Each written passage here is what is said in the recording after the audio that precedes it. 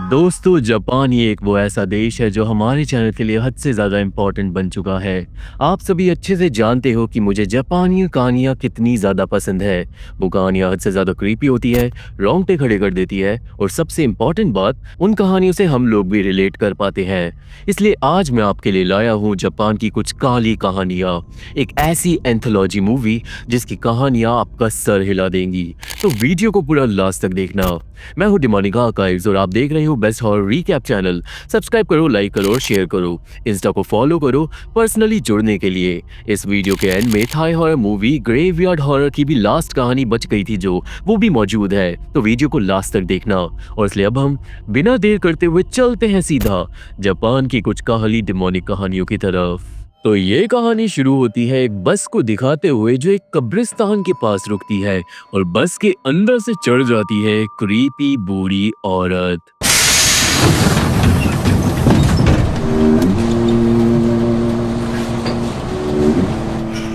दोस्तों, देखा आपने कितना भयानक सा म्यूजिक ये लोग अपनी मूवीज में यूज करते हैं। एनीवे, वो औरत बैठकर ड्राइवर से पूछती है, कोई हनाशी किकिताई देसु का? यानी कि क्या तुम एक डरावनी कहानी सुनना चाहोगे? ड्राइवर मना करता है पर वो औरत बार बार पूछती है एंड देन खुद ही कहानी सुनाने लग जाती है, जिसके अंदर एक बस ड्राइवर अंधेरी रात में जा रहा था।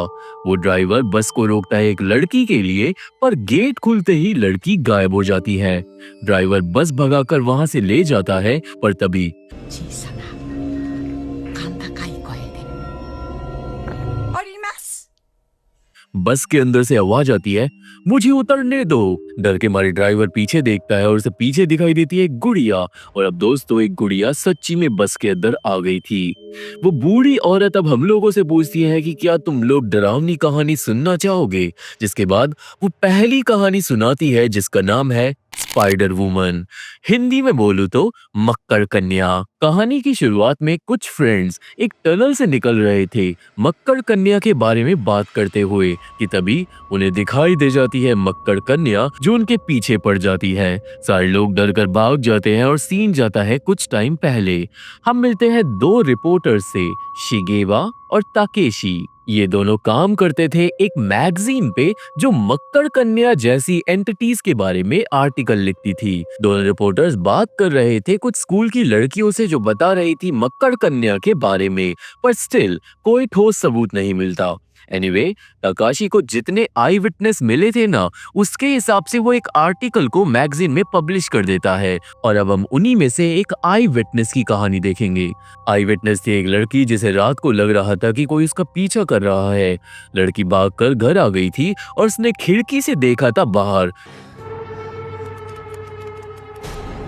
जहाँ पर थी मक्कड़ कन्या जो क्रीपी तरीके से गलियों में रेंग रही थी। वापस ताकेशी और शिगेवा को हम देखते हैं जहाँ पे दोनों आई विटनेसेस को पढ़ रहे थे और दोस्तों कई हजार आई विटनेस उन लोगों के पास आए हुए थे। शिगेवा अब डर रहा था ये सोचकर कि कहीं ये मक्कड़ कन्या सच्ची में मौजूद तो नहीं, और ताकेशी उसे और डरा रहा था। एनीवे, अब हमें पता चलती है मक्कड़ कन्या के ओरिजिन की कहानी। हुआ ये था कि पुराने समय में एक औरत थी जिसे मकड़ियों से नफरत थी।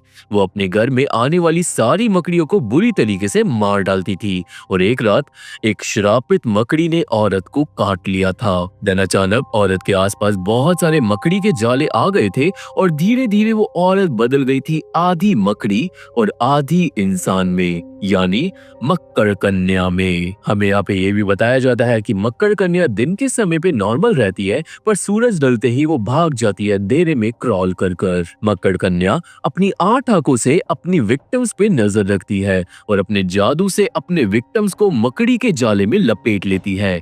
इसके बाद वो इंसान या तो मक्कड़ कन्या में बदल जाता है या फिर मक्कड़ कन्या उसे जिंदा खा जाती है। ये कहानियां पढ़ पढ़ कर शिगेवा अब और ज्यादा डर गया था, पर ताकेशी शिगेवा को बताता है कि कहानियों के हिसाब से अगर मक्कड़ कन्या सामने आ जाए तो हमें बोलना चाहिए, मक्कड़ ततैया, क्योंकि दोस्तों मकड़ी को ततैया से डर लगता है। एनीवे, ये बताने के बाद ताकेशी नोटिस करता है कि जापान के एक छोटे से टाउन में से बहुत सारी मक्कड़ कन्या के आई विटनेस आए हुए हैं और इसलिए ताकेशी सोचता है कि शायद मक्कड़ कन्या इसी टाउन में रहती होगी। इसी रीजन की वजह से शिगेवा को ताकेशी जबरदस्ती भेज देता है उस टाउन में इन्वेस्टिगेट करने के लिए, पर 2 दिन हो जाते हैं और शिगेवा वापस नहीं आता। वो अब अपना फोन भी नहीं उठा रहा था और एडिटर गुस्सा कर रही थी और इसलिए ताकेशी खुद जाता है उस टाउन में शिगेवा को ढूंढने के लिए। ताकेशी उस टाउन में ढूंढ लेता है एक रेस्टोरेंट जहाँ पे शिगेवा ने इंक्वायरी करी थी कुछ दिनों पहले और वहाँ पे 2 वेट्रेस बताती हैं मक्कड़ कन्या के बारे में जो कुछ दिन पहले इसी रेस्टोरेंट में आकर खाना खा कर गई थी। और तभी उन वेट्रेस को फिर से दिखाई देती है मक्कड़ कन्या। ताकेशी भी उस औरत को देखकर चौंक जाता है और वो औरत बड़े अजीब तरीके से खुजली कर रही थी, पर देन वो नॉर्मल इंसानों की तरह उठकर चली जाती है, जिससे ताकेशी समझ जाता है कि वो मक्कड़ कन्या नहीं थी। एनीवे, इसके बाद ताकेशी को एक टनल के पास मिलती है एक स्कूल की लड़की जो प्रार्थना कर रही थी एक श्राइन के ऊपर। उस लड़की का नाम था मियोको और वो बताती है कि इसी टनल के पास कुछ दिन पहले मक्कड़ कन्या ने उसकी दोस्त आकेमी के ऊपर हमला कर दिया था। अब ऑब्वियसली ताकेशी को मिलना था आकेमी से और इसलिए मियोको ताकेशी को ले जाती है आकेमी के घर। घर पर सिर्फ आकेमी थी जो अजीब तरीके से पलंग पे लेटी हुई थी और ताकेशी को उस लड़की से अजीब अजीब वाइब्स भी आ रही थी। मियोको देन बताती है कि आकेमी की बातों पे कोई भी यकीन नहीं कर रहा और इसलिए आजकल आकेमी गुस्से में रहती है।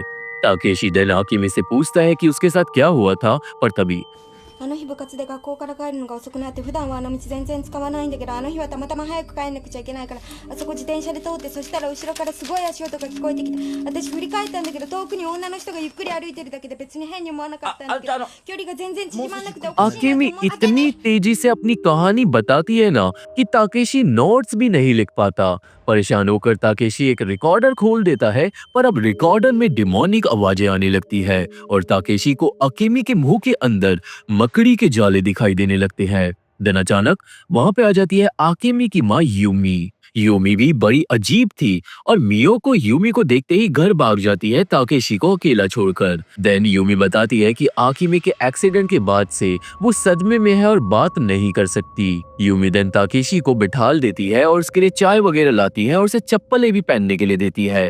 ताकेशी को ये खातिरदारी थोड़ी अजीब लग रही थी, जिसके बाद ताकेशी यूमी को बताता है मक्कड़ कन्या के बारे में। हालांकि दोस्तों यूमी ऑलरेडी मक्कड़ कन्या के बारे में सब कुछ जानती थी।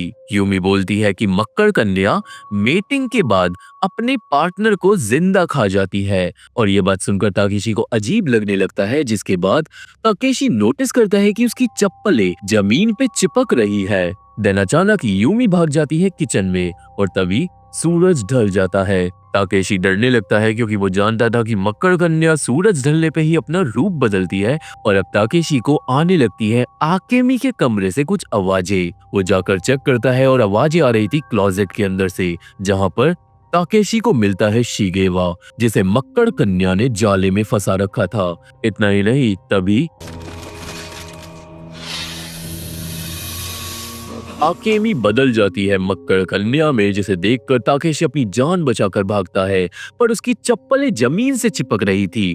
ताकेशी को पीछे से यूमी भी घूर रही थी और इसका मतलब आकेमी ने अपनी माँ को भी मक्कड़ कन्या में बदल दिया था। एनीवे, यहाँ पे ताकेशी बार बार बोलने लगता है मक्कड़ ततैया और ये बात बोल बोल कर वो किसी तरीके से घर से भाग जाता है। अब जब ताकेशी घर जा रहा था गाड़ी से, तभी उसके पीछे आ जाती है यूमी जो ताकेशी से चिपट जाती है और गाड़ी का हो जाता है एक्सीडेंट। ताकेशी किसी तरीके से गाड़ी से बाहर निकलता है, पर अब उसके सामने थी यूमी जो बदल जाती है एक मकड़ी में और डिमोनिक तरीके से हमला कर देती है ताकेशी पे। यहाँ से अब दोस्तों हम फिर से देखते हैं उन्हीं ग्रुप ऑफ फ्रेंड्स को जिन्हें हमने कहानी की शुरुआत में देखा था। वो लोग टनल में जब मक्कड़ कन्या को देखकर डर कर भाग गए थे ना, तो उन्हें असल में दिखाई दिया था ताकेशी, जिसे बदल दिया गया था एक मकड़े के अंदर। और ये कहानी यहीं पे खत्म हो जाती है।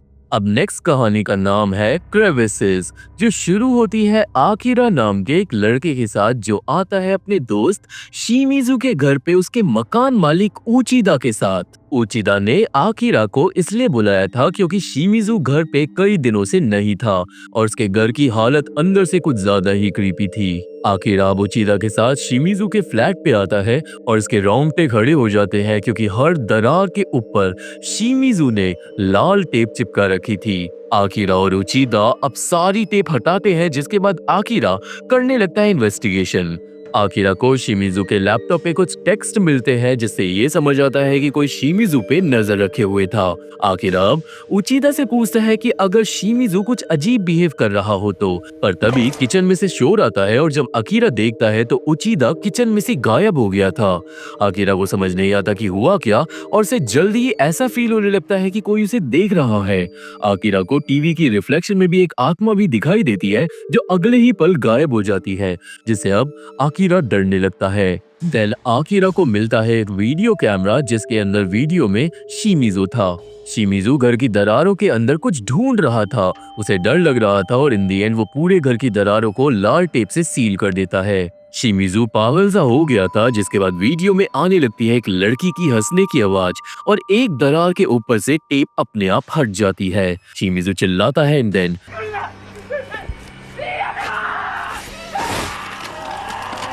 कोई इविल शक्ति शिमिजू को अपने साथ खींच कर ले जाती है दरार के अंदर और ये देखकर आकिरा चौंक जाता है। अब अचानक कोई टीवी का प्लग निकाल देता है और जब आकिरा प्लग को लेने के लिए आगे बढ़ता है तभी उसका हाथ कोई पकड़ लेता है। आकिरा डरकर चिल्लाता है जिसके बाद उसको घर की दरारों के अंदर से बाहर निकलते हुए दिखाई देते हैं लड़की के हाथ और देखते ही देखते अब आकिरा पागल सा हो गया था। उसे अपनी जान बचाने के लिए पूरे घर की दरारों को फिर से लाल टेप से कवर करना पड़ता है, पर बेचारा एक ड्रॉअर को बंद करना भूल जाता है। वो भागता है ड्रॉअर बंद करने के लिए, पर एंड में आकिरा को वो आत्मा पकड़कर अपने साथ ले जाती है और कहानी खत्म हो जाती है। अब तीसरी कहानी का नाम है सैक्रिफाइस। ये कहानी शुरू होती है मायू नाम की एक लड़की को दिखाते हुए जो एक रात उठती है और अपनी दादी को देखती है जो प्रेयर कर रही थी प्रेयर वाले कमरे में। इन देन अगले ही पल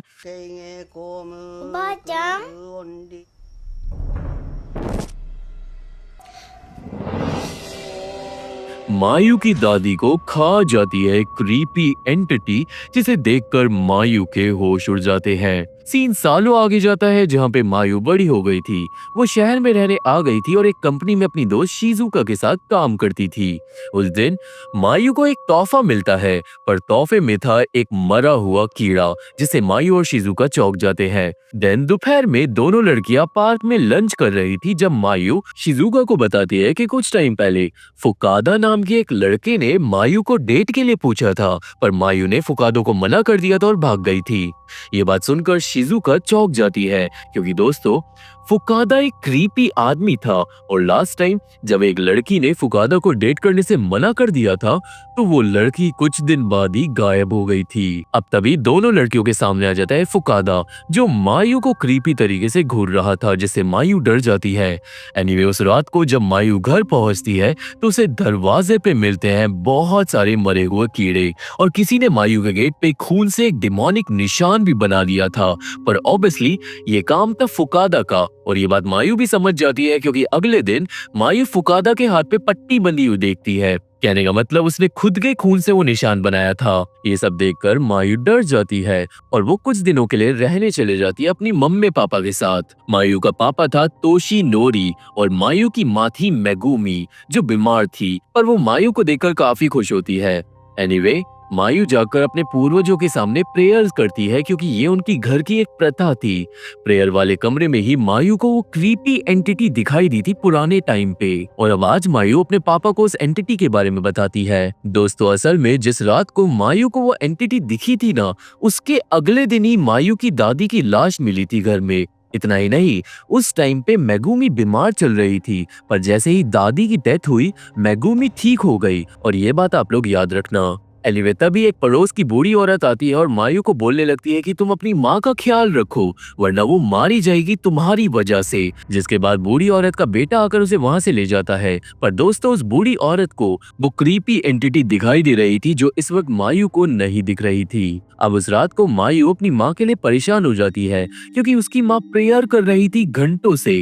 वो मायू के कहने पे भी प्रेयर करना बंद नहीं करती जो कि बहुत ज्यादा अजीब था। देन नेक्स्ट डे मायू न्यूज़पेपर पढ़ते हुए छत पे नोटिस करती है वही डिमोनिक निशान जो फुकादा ने गेट पे बनाया था, जिससे मायू को लगता है कि शायद उसको शहर जाकर इन्वेस्टिगेट करना चाहिए। मायू वापस शहर चले जाती है पर मेगुमी कंटिन्यूअसली प्रेयर कर रही थी। अब शहर पहुंचकर मायू जाती है फुकादा के घर पे और जैसे ही फुकादा अपने घर से निकल जाता है मायू घुस जाती है उसके घर के अंदर और घर के अंदर जो उसे दिखता है उससे उसकी रूह कांप जाती है क्योंकि फुकादा का पूरा घर डिमोनिक चीजों से भरा हुआ था। घर में हर जगह मायू की तस्वीरें भी थी जिससे मायू समझ जाती है कि फुकादा ने मायू के ऊपर कोई श्राप लगा दिया है। मायू को फुकादा के पास कुछ वीडियोस भी मिलती हैं जो उसी की थी, मतलब फुकादा बहुत टाइम से उस पे नजर रखे हुए था। हालांकि दोस्तों मायू के साथ अभी तक कुछ भी बुरा नहीं हुआ है पर आज मायू नोटिस करती है कि उसके हाथ पे वही डिमोनिक निशान आ गया था। मायू अब वापस चले जाती है गांव और उसे पता चलता है कि उसकी माँ अब बीमार हो गई है। सब सैड हो जाता है थोड़ा घर में और डिनर के वक्त मायू को फिर से वो निशान दिखाई देता है छत पर। अब उस रात को सोने के बाद मायू को आने लगते हैं एक बुरे सपने। इतना ही नहीं मायू के पास कीड़े मर कर गिरने लगते हैं। अचानक मायू जाग जाती है और उसे सुनाई दे रही थी अपनी माँ की प्रेयर्स। और तो और मायू के हाथ पे जो वो निशान था ना वो और ज्यादा गहरा हो गया था। ऑब्वियसली मायू जाती है अपनी माँ को देखने के लिए जिस तरीके से वो बचपन में दादी के पास गई थी। अब वहाँ पे उसे मेगुमी दिखती है जो प्रेयर कर रही थी पर अगले ही पल 大臣修税大名母さん修税 वो सेम एंटिटी मेगुमी को कच्चा खा जाती है और मायू के होश उड़ जाते हैं। देन उस एंटिटी की डिमोनिक आंखें देखकर मायू चिल्लाती है और वो जाग जाती है अपने बिस्तर पर अगली सुबह। दोस्तों अभी भी मायू के बेड के आसपास कीड़े पड़े हुए थे पर मायू देखती है कि अब वो डिमोनिक निशान हर जगह से गायब हो चुका है। और इतना ही नहीं मायू की माँ अब मर चुकी थी और वहीं दूसरी तरफ शहर में फुकादा भी मिस्टीरियस तरीके से मारा गया था। कहने का मतलब दोस्तों मेगुमी ने अपनी बेटी को बचाने के लिए खुद का सैक्रिफाइस कर दिया। बेसिकली कहानी के अंदर एक एंटिटी है जिसको अगर सैक्रिफाइस दिया जाए तो सब कुछ ठीक हो जाता है। सबसे पहले मायू की दादी ने अपना सैक्रिफाइस करा था ताकि मेगुमी की तबीयत ठीक हो जाए और प्रेजेंट में मेगुमी ने अपना सैक्रिफाइस कर दिया ताकि उसकी बेटी के ऊपर जो भी श्राप लगा हुआ था वो खत्म हो जाए। और ये बात मायू भी समझ चुकी थी। अभी यहाँ से सीन वापस आता है हमारी क्रीपी बस के अंदर। बस में अब एक आदमी आकर बैठा हुआ था जिसके पास आती है वो औरत あなたを見つめている一番後ろにいる女の人とはどういう関係 और वो उस आदमी से पूछती है कि वो पीछे औरत कौन है जो आखिरी सीट पे बैठी है और तुम्हें ही घूरे जा रही है। आदमी बताता है कि वो औरत मेरे सालों से पीछा कर रही है और वो औरत एक आत्मा है जो उसके पीछे इसलिए पड़ गई थी क्योंकि आदमी ने गलती से एक बार उस औरत से बात कर ली थी और उसके बाद से वो औरत उसके पीछे है। अब बूढ़ी औरत आदमी को बोलती है कि तुम चिंता मत करो मैं सब संभालती हूँ। बूढ़ी औरत जाकर उस आत्मा से बात करती है और वो आत्मा हो जाती है गायब। पर इन दी एंड आदमी नोटिस करता है कि इस बूढ़ी औरत की रिफ्लेक्शन शीशे में नहीं दिख रही। जिसके बाद वो औरत सुनाती है एक नई कहानी। इस नई कहानी का नाम है ब्लॉन्डी, जिसमें एक जापानीज आदमी योशियो आया हुआ था हॉलीवुड और वो वहाँ पे ब्लॉन्ड लड़कियों को देखकर बड़ा खुश हो रहा था। योशियो देन चेक इन करता है एक होटल में और वो अमेरिका में बिजनेस करने के लिए आया था पर जल्दी ही योशियो को होटल में लड़कियों की चीजें मिलने लगती है। योशियो ज्यादा ध्यान नहीं देता और सोने चले जाता है और रात को जब योशियो की आंख खुलती है तो उसे बगल में पड़ी मिलती है एक किताब। पर किताब उठाते ही उसके पास आ जाती है एक लड़की जो अगले ही पल गायब हो जाती है। ऑब्वियसली अब योशियो डरने लगता है और वो तुरंत अपना सामान पैक करने लगता है पर तभी योशियो के हाथ पे सुनहरे सुनहरे बाल आ जाते हैं और उसे अपने बेड के नीचे मिलती है एक ब्लॉन्ड लड़की की लाश। कहने का मतलब वहां पे किसी ने ऑलरेडी मर्डर कर रखा था। योशियो के ऑब्वियसली होश उड़ जाते हैं और तभी पूरे बेड पे सुनहरे बाल आ जाते हैं। बालों के अंदर से निकलती है उस लड़की की आत्मा जो डिमोनिक तरीके से योशियो पे हमला कर उसे मार डालती है और ये कहानी यहीं पे खत्म हो जाती है। अब आखिरी कहानी का नाम है प्रेमोनिशन, जो फुकावा नाम के एक आदमी के ऊपर है। फुकावा एक नॉर्मल ऑफिस वर्कर था, पर उस दिन वो कुछ अजीब कर रहा था। वो सबकी नजरों से छिपकर अपनी कंपनी में ही आगे बढ़ रहा था, पर इसी के साथ उसकी बीवी और उसकी बेटी उसे कॉल लगातार कर रहे थे एक होटल में से। वो उसका वेट कर रहे थे क्योंकि फुकावा अपनी फैमिली के साथ वेकेशन पे जाने वाला था। हमें जल्दी ही पता चलता है कि फुकावा अपनी कंपनी से डेटा चोरी कर रहा है, जो ऑब्वियसली किसी इल्लीगल काम के लिए होगा। फुकावा सारा डेटा कॉपी कर लेता है सीडीज के अंदर और सारी सीडीज एक बैग में भरकर अपने साथ ले जाता है। पर दोस्तों, फुकावा वो सब काम करने से डर भी रहा था। फुकावा चढ़ता है एलिवेटर में, जिसके अंदर ऑलरेडी 3 लोग मौजूद थे, जिनके नाम है हिजीरी, कोदेरा और यामाजाकी। फुकावा उन सब के साथ एलिवेटर में घुस जाता है, पर जल्दी ही एलिवेटर रुक जाता है। कोदेरा अब फुकावा से पूछता है कि क्या उसे नीचे जाना है, और यामाजाकी भी फुकावा से क्रीपी बातें करने लगती है। सेम टाइम पे फुकावा की बीवी उसे फोन कर परेशान करने लगती है, और सारी चीजों से फुकावा काफी ओवरवेल्म हो गया था। देन फुकावा के फोन से सिग्नल भी चले जाते हैं और लाइट्स फ्लिकर होकर बंद हो जाती है। इमरजेंसी लाइट्स चालू होती हैं, पर एलिवेटर में बाकी लोग बिल्कुल नॉर्मल बिहेव कर रहे थे। कोदेरा और यामाजाकी फुकावा से बात करने की कोशिश करते हैं, पूछते हैं कि जैसे उसके बैग में क्या है, उसकी बेटी कितने साल की है और वो क्या काम करता है, एक्सेट्रा एक्सेट्रा। पर फुकावा बात करने में इंटरेस्टेड नहीं था। देन हिजीरी कोदेरा और यामाजाकी को बोलती है कि प्लीज फुकावा से बात मत करो, क्योंकि अब बात करने का कोई फायदा नहीं है। फुकावा के लिए अब उसकी बेटी, बीवी या उसका काम बिल्कुल भी मायने नहीं रखता। हिजीरी बार बार अपनी घड़ी भी चेक कर रही थी और फुकावा डर रहा था। फुकावा को देन एक लड़की का कॉल आता है, जिसके लिए फुकावा ने कंपनी का डेटा चुराया था, और वो लड़की भी गुस्सा कर रही थी क्योंकि फुकावा लेट हो गया था। देन फिर से सिग्नल चले जाते हैं और फुकावा बाकी लोगों से फोन मांगने लगता है, पर दोस्तों उन तीनों में से किसी के पास भी फोन नहीं था, और हिजीरी बोलती है कि हम लोगों के लिए फोन मायने नहीं रखता। ये सुनकर फुकावा गुस्सा करने लगता है, क्योंकि आज के टाइम पे ऐसा कौन है जिसके पास फोन नहीं है। अब लकीली फुकावा को कांटेक्ट करते हैं इमरजेंसी रूम से लोग, जो एलिवेटर ठीक करने में लगे हुए थे।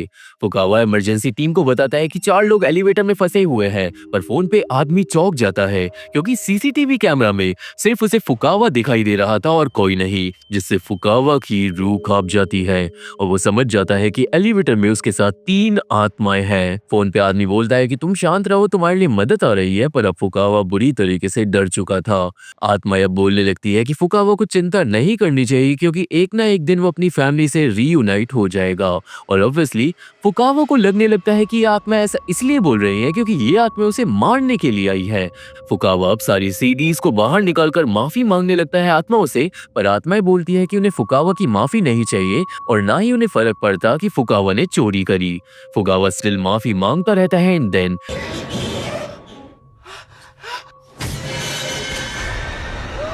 एलिवेटर का दरवाजा खुलता है और अंदर आता है एक खूनी हाथ, पर वो हाथ नहीं था, वो बस इमरजेंसी टीम वाले थे जो एलिवेटर का दरवाजा खोल रहे थे। टीम वाले जल्दी फुकावा को बचा लेते हैं और फुकावा भागकर अपने मैनेजर से चिपक जाता है डर के मारे। पर अब एलिवेटर के अंदर से सारे लोग गायब हो गए थे। मैनेजर फुकावा को बोलता है कि जरूर फुकावा डर के मारे हेलुसिनेट कर रहा होगा। और फाइनली फुकावा की सांस में सांस आती है और वो अपनी चुराई हुई सीडीज को लेकर भागता है घर की तरफ। बिल्डिंग के बाहर एक जगह रुककर वो अपनी सांसों को शांत करता है, पर देन उसे एक और बार दिखाई देते हैं वही तीनों लोग जो उसे ही घूर रहे थे दूसरी टेबल से। फुकावा एक वेट्रेस को बुलाकर उसे दिखाता है वो 3 लोगों को, पर उस वेट्रेस को कुछ भी दिखाई नहीं दे रहा था, जिसके बाद फुकावा भागता है अपनी जान बचाकर। अब दोस्तों उन तीनों लोगों के पास आता है एक आदमी जो उन्हें बताता है कि फाइनली हत्या होने वाली है। कोदेरा अपना कैमरा खोल लेता है, यामाजाकी अपना चश्मा लगा लेती है और हिजीरी अपने ओपेरा ग्लासेस को उठा लेती है, जिसके बाद भागते ही भागते फुकावा के ऊपर गिर जाता है कंस्ट्रक्शन का सामान और वो बुरी तरीके से मारा जाता है। यहाँ पे हमें पता चल जाता है कि ये 3 आत्माएं स्पिरिट वर्ल्ड से है, हमारी दुनिया में आई है एक टूर लेने के लिए लाइव डेथ का। जैसे हम लोग जाते नहीं है परफॉर्मेंस वगैरह देखने के लिए, उसी तरीके से फुकावा की मौत को ये आत्माएं देखने के लिए आई थी। डेथ को देखने के बाद ये समझ आता है कि चाहे कोई भी इंसान हो, उसे एंड में मरना ही है, चाहे उसने कुछ भी प्लान करा हो अपनी लाइफ के लिए। ये सब देखकर आत्माएं वापस स्पिरिट वर्ल्ड में चले जाती है और थोड़ी देर बाद फुकावा की भी आत्मा उसके शरीर से निकलकर चले जाती है स्पिरिट वर्ल्ड में। और ये कहानी यहीं पे खत्म हो जाती है। सीन वापस आता है बस में, जहाँ पर अब एक लड़की आकर बैठी हुई थी और वो बूढ़ी औरत उससे पूछती है 怖い話聞きたいですか कि क्या तुम एक डरावनी कहानी सुनाओ। लड़की मान जाती है और औरत सुनाने लगती है एक कहानी। कहानी में एक औरत एक लड़की को डरावनी कहानी सुना रही होती है और धीरे धीरे लड़की के पास भी आ रही होती है। और अब बिल्कुल कहानी की तरह वो डिमोनिक औरत स्कूल की लड़की के पास आने लगती है, जिससे डरकर स्कूल की लड़की और ड्राइवर दोनों के दोनों बस छोड़कर भाग जाते अपनी जान बचाकर। और ये मूवी यहीं पे खत्म हो जाती है। ये थी एक्सप्लेनेशन जापान की काली कहानियों मूवी की, और मुझे आशा है कि आप सभी को ये मूवी अच्छी लगी होगी। आज मैं थोड़ा जल्दी में हूँ क्योंकि मैं लिटरली एडिटिंग कर रहा हूँ अपने होटल से, इसलिए सीधा चलते हैं ग्रेवयार्ड हॉरर मूवी की 4th कहानी की तरफ, जिसका नाम है लिटिल पीपल ग्रेवयार्ड। ये कहानी थाईलैंड से है और by the way comedy horror है। तो ये कहानी शुरू होती है 4 कम उम्र के इंसानों को दिखाते हुए। वो लोग थे प्राइफा, जो अपने आप को ज्यादा ही बन रही थी क्योंकि वो रस्सी को बड़े स्टाइल में कूद कर पार करती है। प्राइफा पसंद करती थी सोमराग नाम के लड़के को, पर साफ साफ पता चल रहा था कि सोमराग प्राइफा में इंटरेस्टेड नहीं है। इन दोनों के अलावा थे रेनबो नाम का लड़का जो हमेशा प्राइफा की तरफदारी करता है, और मनोक जो न्यूट्रल है। अब उस दिन इन सबके पास आता है अंकल लोर, जो पास में ही रहता था। लोर अपने साथ लाया था तोंगता को, जो उसकी भतीजी है। तोंगता के मम्मी पापा मर गए थे, तो अब से वो लोर के साथ ही रहेगी। पर तोंगता गूंगी है और उसका एक पैर खराब था, तो उसे घुलने मिलने में प्रॉब्लम होती है। लोर तोंगता को सबके साथ छोड़कर चले जाता है खेलने के लिए, और सोमराग को यहाँ पे तोंगता अच्छी लगने लगती है, जिससे प्राइफा जल फुककर लाल हो जाती है। यहाँ पे प्राइफा और रेनबो दोनों मिलकर प्लान करते हैं गेम के अंदर, और वो तोंगता को गिरा देते हैं। उसे चोट लग जाती है। सोमराग तोंगता की मदद करता है, जिससे प्राइफा को और ज्यादा गुस्सा आता है। अब उस दिन प्राइफा का बर्थडे था, तो रात को सेलिब्रेशन हो रही थी, और ऑब्वियसली प्राइफा सबसे ज्यादा अटेंशन सोमराग को दे रही थी। गिफ्टिंग के वक्त मनोक प्राइफा को देता है एक गुड़िया, जो प्राइफा को अच्छी तो लगती है, पर यही गुड़िया होने वाली थी डिमोनिक। दिन रात में प्राइफा उस गुड़िया को मारती है तोंगता समझ के, पर तभी गुड़िया के अंदर से आने लगती है चिल्लाने की आवाजें।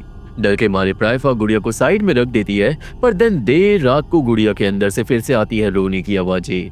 फाइनली अब प्राइफा समझ जाती है कि कुछ गड़बड़ है। वो अपने बेड पे जाकर छिप के सो जाती है, पर अचानक गुड़िया आ जाती है बेड पे। डर के मारे प्राइफा चिल्ला पड़ती है। वो लाइट जला लेती है, पर गुड़िया हो जाती है गायब और आ जाती है वापस टेबल पे। प्राइफा देन उस गुड़िया को बंद कर देती है एक क्लोजेट के अंदर, पर पूरी रात उसके साथ पैरानॉर्मल चीजें होती रहती है, जिससे प्राइफा सो नहीं पाती। सीन जाता है सोमराग पे, जिसके पास आती है तोंगता, और वो अपने हाथ से एक जेस्चर बनाने लगती है। तोंगता ये जो जेस्चर बना रही थी, ये इंटरनेट पे बहुत फेमस है, क्योंकि इस जेस्चर को दिखाकर लोग बिना बोले मदद मांगते हैं। सोमराग को ये बात समझ नहीं आती, एंड देन तोंगता अपने सर से खाल उतारने लगती है, जिससे सोमराग की रूह कांप जाती है और डर के मारे सोमराग जाग जाता है। मतलब ये बस एक सपना था। अब सुबह होते ही प्राइफा आती है और वो मारने लगती है मनोक को, उस गुड़िया को लेकर, क्योंकि ये गुड़िया थी डिमोनिक।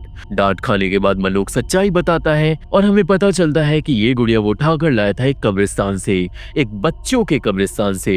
ये सुनकर प्राइफा और उसके दोस्त चौंक जाते हैं, क्योंकि अब उन्हें इस डॉल को वापस ले जाकर रखना होगा, वरना शाप उनका पीछा नहीं छोड़ेगा। तुरंत ये सब लोग पहुंच जाते हैं कब्रिस्तान, और मनोक डॉल को वापस रख देता है, पर तभी झाड़ियों में सबको मिलती है तोंगता की म्यूटिलेटेड लाश। दोस्तों, तोंगता बेचारी की किसी ने हत्या कर दी थी, बहुत बुरी तरीके से। नेक्स्ट सीन में होता है तोंगता के फ्यूनरल। सारे रिचुअल्स के बाद खाना चल रहा था। रेनबो और प्राइफा फर्स्ट और गूगल नाम के एक लड़के को खाना दे रहे थे, पर खाना देने के साथ वो दोनों उनकी बेइज्जती भी करते हैं। और इस सब के बीच में अचानक आ जाती है तोंगता की आत्मा और बैठ जाती है गूगल के कंधों पे। सारे लोग बुरी तरीके से डर कर भाग जाते हैं, और गूगल को बहुत ज्यादा टाइम लगता है अपने कंधों पे देखने के लिए, पर जब वो देखता है तो वो भी बुरी तरीके से डर कर चिल्लाकर भाग जाता है। इन सारी डिमोनिक चीजों के बाद चारों दोस्त जाते हैं और वो प्रेयर करते हैं तोंगता की आत्मा की शांति के लिए, पर प्रेयर के बाद ही आने लगती है तोंगता के चलने की आवाज, क्योंकि दोस्तों तोंगता के पैरों में मशीन लगी थी। आवाज के बाद सबके सामने आती है तोंगता की भयंकर आत्मा। सारे दोस्त भाग जाते हैं दुम दबा के, पर अब सब समझ गए थे कि तोंगता की आत्मा किसी वजह से उन्हें हॉन्ट कर रही है। ऐसी ही हॉन्टिंग उन लोगों के साथ बार बार होती रहती है, और एक बार तो तोंगता की आत्मा आक्रामक हो जाती है। वो सारे दोस्तों को उठा उठा कर फेंकने लगती है, जिससे चारों ही दोस्त बुरी तरीके से घायल हो जाते हैं, और वो समझ जाते हैं कि उन्हें इस मिस्ट्री को सॉल्व करना ही होगा, वरना शायद वो मर भी सकते हैं। इतना ही नहीं, तोंगता की आत्मा बार बार सोमराग के सामने आकर मदद वाले जेस्चर को कर रही थी और थोड़ा रिसर्च करने से दोस्तों को पता चल जाता है कि तोंगता की आत्मा मदद मांग रही है। सोमराग को याद आता है कि तोंगता का कोई भी दोस्त नहीं था और यही 4 लोग उसके पहले दोस्त थे, तो शायद तोंगता इन लोगों से मदद चाहती है उसके हत्यारे को ढूंढने के लिए। अब ये मिस्ट्री सॉल्व करने के लिए 4 लोग जाते हैं कब्रिस्तान और वो लोग इन्वेस्टिगेट करने लगते हैं कि कहीं उन्हें सबूत मिल जाए तोंगता की मौत से रिलेटेड। काफी देर बाद उन्हें कोई सबूत नहीं मिलता। ब्लेम देन आ जाता है मनोक पे, क्योंकि अगर मनोक वो गुड़िया नहीं चुराता तो ये सब होता ही नहीं। पर गुड़िया से प्राइफा को कुछ याद आता है। दोस्तों, उस गुड़िया के अंदर से आ रही थी चिल्लाने और रोने की आवाजें। वो आवाजें असल में तोंगता की ही थी, तो शायद गुड़िया तोंगता की हत्या की मिस्ट्री सुलझा सकती है। प्राइफा अब जाकर उस डॉल को उठा लेती है। हमें पता चलता है कि इस गुड़िया के अंदर एक रिकॉर्डर है और इसी रिकॉर्डर में तोंगता की मौत के पल कैद हो गए थे। आवाज से पता चल रहा था कि तोंगता का किसी ने गला काट कर उसे मारा था, पर तोंगता की मौत के बाद आती है किसी की खांसने की आवाज जो बच्चों को जानी पहचानी लग रही थी। तभी वहां पे आ जाता है अंकल लोर, जो तोंगता के लिए कब्र खोदने आया था। लोर बच्चों को घर भेजता है, पर सारे दोस्त लोर को दिखाते हैं वो गुड़िया। अब सिंस ये गुड़िया एक क्रिमिनल एविडेंस था, तो लोर इसे पुलिस के पास ले जाने को बोलता है, पर तभी लोर खांस देता है और उसकी खांसी मैच कर जाती है रिकॉर्डिंग से। बच्चे तुरंत समझ जाते हैं कि हत्यारा और कोई नहीं अंकल लॉर है और तुरंत सब चिल्लाकर अपनी जान बचाकर भागते हैं, पर एंड टाइम पे लॉर पकड़ लेता है प्राइफा को। सीन पास्ट में जाता है और हमें पता चलता है कि लॉर असल में उस दिन ड्रंक था और वो एक बहुत बुरा आदमी था, क्योंकि पहले तो उसने तोंगता के साथ गलत काम किया एंड देन उसका गला काटकर उसे मार डाला, वो भी बिना किसी रीजन के। ये सब लॉर सारे दोस्तों को बताता है, पर तभी प्राइफा लॉर के पेट में मारकर भागती है। सारे दोस्त कब्रिस्तान से बाहर निकलते हैं, पर लॉर उन सबके पीछे आता है चाकू लेकर। हालांकि कहते हैं ना, कर्मा हमेशा आता है इंसान को सबक सिखाने। अब जब लॉर बच्चों को मारने ही वाला था कि तभी तोंगता की दिमोलिक आत्मा आ जाती है अपना बदला लेने। वो अंकल लॉर को फेंस पे लगी तारों में बांध देती है, उसके शरीर को बुरी तरीके से कुचल देती है और मार डालती है। लॉर को सबसे ब्रूटल तरीके से मारा जाता है एंड फाइनली तोंगता का बदला पूरा हो गया था और बच्चे भी चौंक गए थे। यहाँ से सीन आता है कुछ दिन आगे, जहाँ पे तोंगता की आत्मा के लिए प्रेयर्स हो रही थी, पर उन प्रेयर्स के बाद जब दोस्त अकेले थे ना, तभी तोंगता की एक फोटो टूट जाती है और तोंगता की आत्मा निकलने लगती है अपनी कब्र से बाहर। ये देखकर दोस्त लोग डर जाते हैं, क्योंकि अब भाई क्या हो गया था कि तोंगता की आत्मा नहीं जा रही, पर इस बात का जवाब सिर्फ मनोक जानता था। सीन एक और बार पास में जाता है लास्ट टाइम और हम देखते हैं कि मनोक ने लॉर को देख लिया था तोंगता को मारते वक्त, यानी कि पूरी कहानी में मनोक ऑलरेडी जानता था कि हत्यारा कौन है। पर पास्ट में मनोक बुरी तरीके से डर गया था। मनोक को लॉर ने भी देख लिया था और लॉर ने मनोक को धमकी दी थी कि अगर उसने अपना मुंह खोला तो उसका हाल भी तोंगता की तरह होगा। यही वजह है कि मनोक पूरी कहानी में शांत रहा सच जानने के बाद भी, और इसलिए अब तोंगता की आत्मा वापस आई है मनोक से अपना बदला लेने। आत्मा को देखकर सब लोग चिल्लाते हैं और उनकी चीखों के साथ ये कहानी खत्म हो जाती है। ये थी एक्सप्लेनेशन ग्रेवयार्ड हॉरर मूवी की 4th कहानी की और साथ ही साथ कुछ काली जापानी कहानियों की। मुझे आशा है कि आप सभी को ये वीडियो अच्छी लगी होगी। अच्छी लगी हो तो चैनल को सब्सक्राइब करो, लाइक करो और शेयर करो। इंस्टा पे फॉलो करो मेरे से पर्सनली जुड़ने के लिए। आप लोग देख रहे हो demonic archives best horror recap channel. इस चैनल के अपडेट्स मैं हमेशा टेलीग्राम पे डालता हूँ। आपने मेरी इस वीडियो को देखा उसके लिए बहुत बहुत शुक्रिया और अब हम मिलेंगे मेरी अगली वीडियो में। तब तक के लिए थैंक यू, बाय बाय।